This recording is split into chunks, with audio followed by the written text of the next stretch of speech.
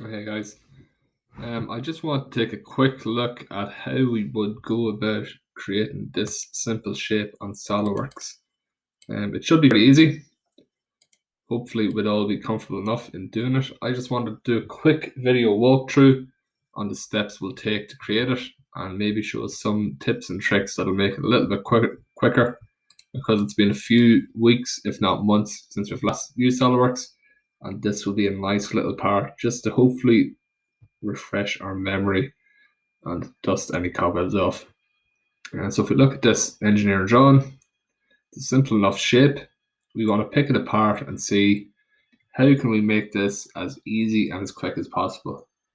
And we could create it using metal sheet features, and I might do a separate video tutorial on that. I won't do it for the moment. I'm just going to use the two most basic features, Extrude Cut and Extrude Boss. And I'm going to use a small bit of mirroring to hopefully speed up the process. So the first shape we have is this large rectangle. I can look at my dimensions. I see it's 1040 by 560. So let's go create that part first on SolidWorks. In the SolidWorks, we want to create a new part. So new and part. Patiently wait for our machine to load. And if we look at this, we can see that's the front plane. So if we look in the front, this is the rectangle shape that we're going to see. So let's build it on the front plane. So front, normal 2, and sketch. I'll select a rectangle. As I always say, it's easier with simple shapes to fix them to the origin, that little orange dot. You can draw any size rectangle. I'm going to use our friend Smart Dimension. So we'll make 1040 mil. And the other length we need is 560. So in here, and update this to be 560.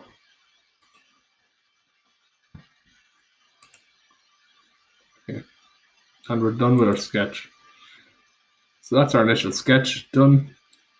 It's still only a 2D object. Go back and we look at this engineering drawing and see what thickness it should be. So we want to see how far back we need to extrude this. So up the top here, we can see it's got an 80 mil thickness. So we're using 80 mil steel. So we can go in, features, extrude boss base, select our sketch. I want to change the direction, doesn't really matter. Bit at the 80 mil. And now we've got a basic three-dimensional rectangle. So I want to go to the front of this on my front plane.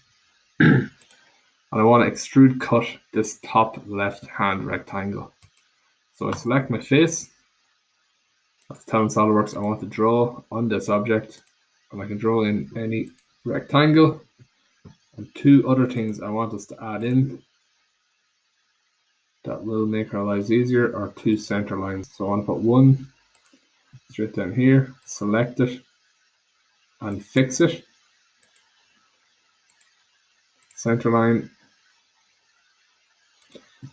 put one straight through the middle going this way, select it, and fix it. And the reason I'm fixing it is because it will make my next task a lot easier, which we'll see.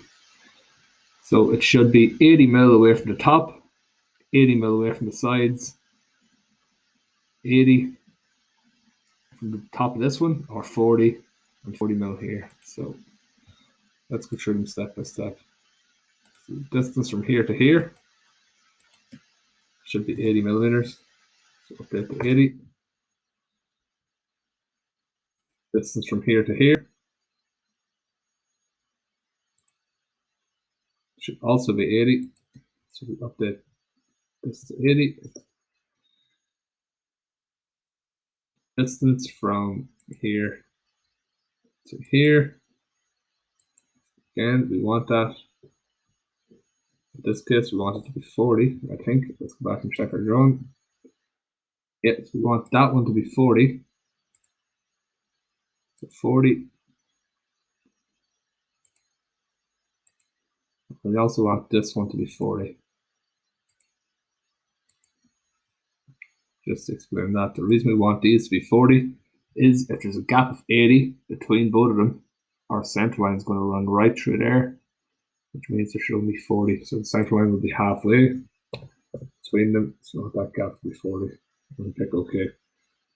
So we are fully defined down here, which is always good. It's always what we want to see. It means we've got all the units we would need to actually go and build this in there. So extrude cut, and you can just change this through all. So you're removing all the material from that block, and you've got your top left corner finished. You could do the exact same method for all 4 cuts. I just want to refresh our memory and use mirror. So if I go into reference geometry and add a plane, I want to put a plane halfway between both of these ends. So if I pick my first reference as here, my second reference is here, it puts a plane in there halfway, so it's at the midpoint, it's on that center line, and it's facing the same way as those edges. Select OK. So now I can go to mirror. The plane is the one I've just created. The features I want to mirror, and I want to mirror that extrude cut. Put it over there. It's all equidistant. Select OK. Now I want to do the exact same for the bottom. I want my plane to be halfway between here and here. I want it facing that direction. So up to reference geometry, insert plane. I'm only adding 2 reference points, nothing too complicated. Click the top, click the bottom, and that puts that plane halfway through my line.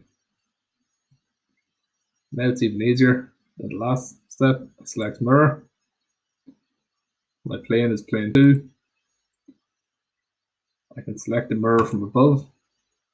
It's just going to copy those extrude cuts, and it's going to put them down there for me. And that's our part finished. So very basic part, very easy to build. We could build it using sheet metal features if we want to, and we have no need to. I will create a YouTube video on how to do that if anyone has time and wants to learn to do it. We'll do that. So what I want you guys to do now is to go and create an engineering drawing of this, save it down onto your OneDrive folder, and that's you ready to start designing and working with your concept design around this part. So hopefully that was helpful and helped us dust off a few cobwebs, and I'll talk to you guys again soon.